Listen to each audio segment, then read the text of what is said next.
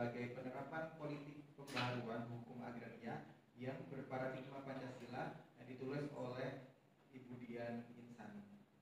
Terkait dengan itu, ada dalam tim sesi 2 ini penguji yaitu Laverda dan Iswara, pembahas 1 yaitu Cokodra Istri Noviani Surya Dewi, pembahas 2 yaitu Safira Tuasa Salsabila, moderator saya sendiri yaitu Faisal Pamungkas, dan juru kamera yaitu Kumara Panjaitan.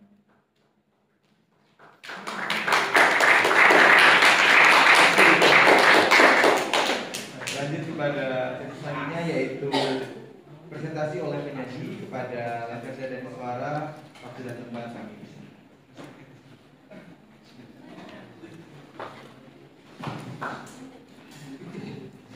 Terima kasih telah memberikan kesempatan. Saya dari sesi 2 penyaji akan menyampaikan pemaparan dari materi yang berjudul Kebijakan and Reform sebagai penerapan politik pembaharuan hukum agraria yang berparadigma Pancasila.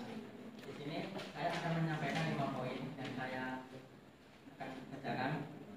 Poin pertama yaitu dalam ketetapan MPR nomor 9 MPR tahun 2001 tentang pembaharuan agraria dan pengelolaan sumber daya alam. Pembaharuan hukum agraria merupakan bagian dari pembaharuan hukum agraria yang secara yuridis ditetapkan oleh Majelis Permusyawaratan Rakyat. Ketetapan ini menjadi landasan peraturan perundang-undangan.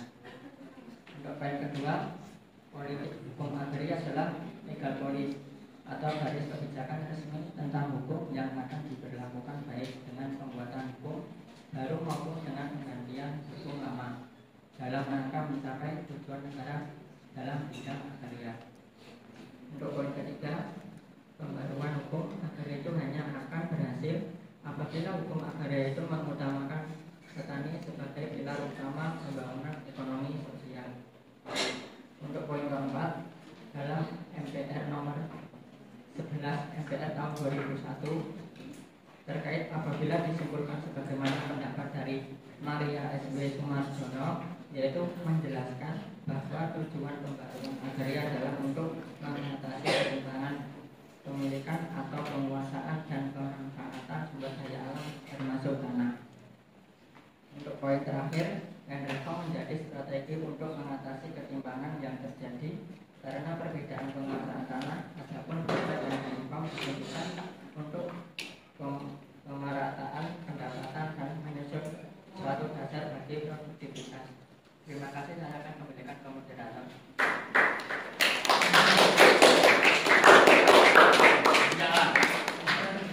Baik, terima kasih atas penyampaian dari penyaji terkait dengan 5 poin materi terkait dengan kebijakan dan reform sebagai penerapan politik pembaharuan hukum agraria yang berparadigma Pancasila.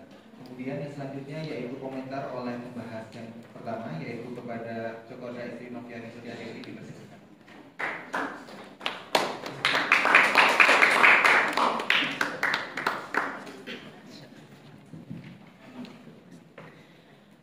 Baik, izin Bapak, rekan-rekan, saya ingin menyoroti terkait tentang regulasi yang dibahas oleh penyaji di poin pertama dan poin keempat terkait dengan TAP MPR nomor 9 garis miring MPR garis miring 2001 yang terfokus tentang land reform. Saya ingin mengkritik dan membahas terkait bukankah seharusnya TAP MPR ini regulasinya itu tuh terfokuskan kepada Pancasila dan juga UU-PA. Kemudian jika kita lihat dari paradigma Pancasila sebagai landasan land reform, pengaturan TAP MPR tentang land reform belum secara eksplisit dan konsisten mencerminkan nilai-nilai Pancasila, keadilan sosial, dan kesejahteraan rakyat, seringkali terabaikan dalam implementasi kebijakan agraria. Hal tersebut dituliskan di dalam sebuah jurnal yang berjudul Reforma Agraria Berparadigma Pancasila dalam Penataan Kembali Politik Agraria Nasional, dalam jurnal Mimbar Hukum Fakultas Hukum Universitas Gajah Mada oleh Maradi dan Yanis. Kemudian terkait tentang ketetapan MPR nomor 9/MPR/2001 sebagai landasan pembaharuan agraria. TAP MPR ini belum berjalan efektif. Sinkronisasi peraturan agraria masih lemah. Penataan penguasaan tanah belum optimal. Konflik agraria masih marak dan kelembagaan agraria belum kuat. Kemudian yang ketiga terkait dengan tantangan implementasi UUPA. UUPA sebagai landasan hukum agraria masih menghadapi tantangan besar. Dualisme hukum, lemahnya perencanaan penggunaan tanah, dan pelaksanaan peraturan yang belum optimal menjadi penghambat utama. Poin yang ingin, seperti yang saya sampaikan di awal, yaitu menyoroti tentang regulasi. Menurut penyaji, apakah TAP MPR ini sudah sinkron dengan Pancasila dan UUPA? Kemudian menurut penyaji, adakah rekomendasi? Mungkin sekian dari saya.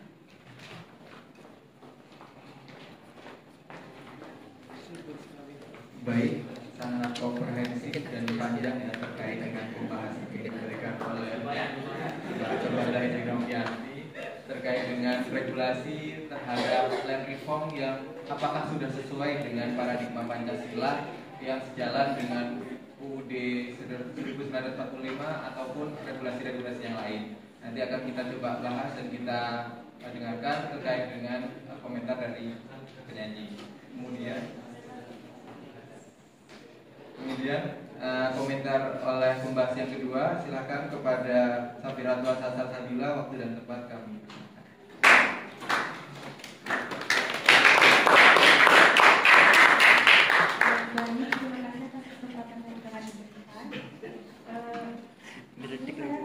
Menanggapi poin kedua yang disampaikan oleh penyaji, yaitu politik hukum agraria adalah legal policy atau garis kebijakan resmi tentang hukum yang akan diberlakukan baik pembuat dari hukum baru maupun hukum yang lama dalam rangka mencapai tujuan negara dalam bidang agraria.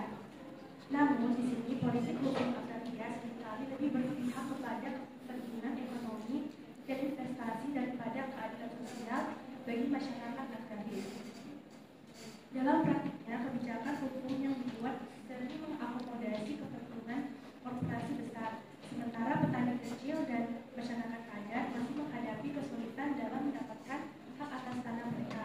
Selain itu, aspek keberlanjutan dalam politik hukum agraria seringkali kurang diperhatikan. Padahal eksploitasi sumber daya alam dapat menyebabkan kerusakan lingkungan jangka panjang. Mungkin sekian, saya kembalikan kepada moderator. Baik, terima kasih atas komentar oleh pembahas dua terkait dengan apakah land reform ini pro kepada masyarakat, petani, atau malah pro kepada investor. Nanti terkait itu akan dibahas dan akan direspon oleh penyaji kepada Mas Laverda dari Suara, waktu dan tempat kami.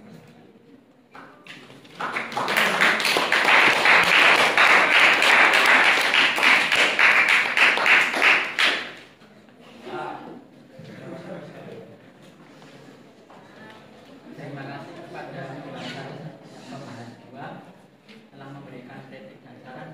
Pertama saya akan membahas dari pembahas satu.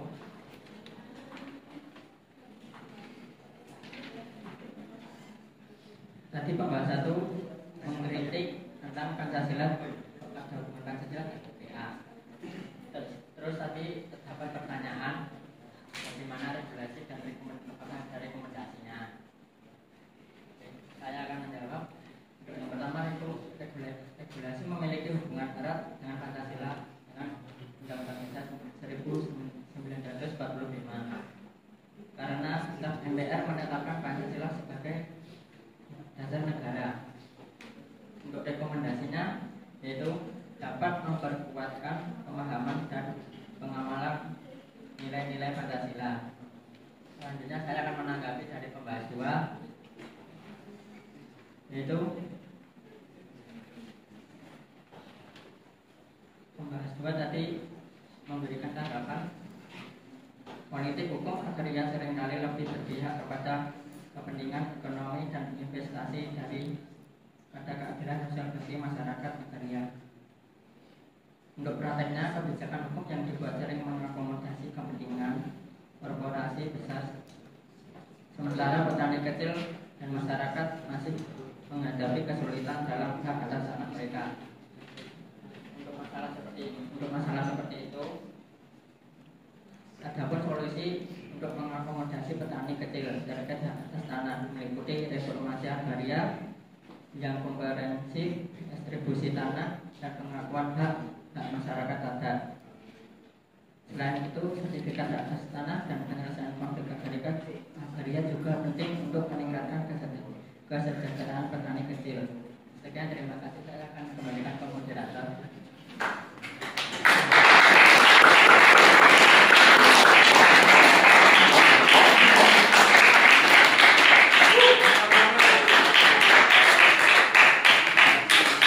Terima kasih atas respon dari penyaji terkait sebuah poin yang diberikan. Saya akan mereview sedikit terkait dengan komentar yang diberikan. Terkait dengan poin yang pertama terkait dengan kebijakan itu tadi disampaikan bahwa nanti akan berpedoman terhadap Pancasila serta Undang-Undang Dasar 1945. Kemudian terkait dengan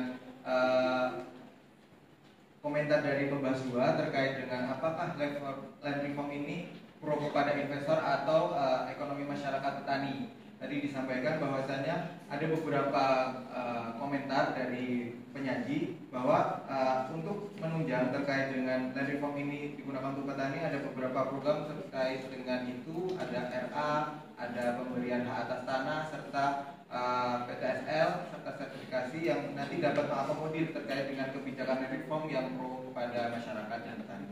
Mungkin itu dari saya, akan dibahas lebih lanjut dan lebih komprehensif oleh Pak Aristiono Nugroho. Dari saya banyak kekurangan dan kesilapan, saya mohon maaf. Terima kasih. Wassalamualaikum.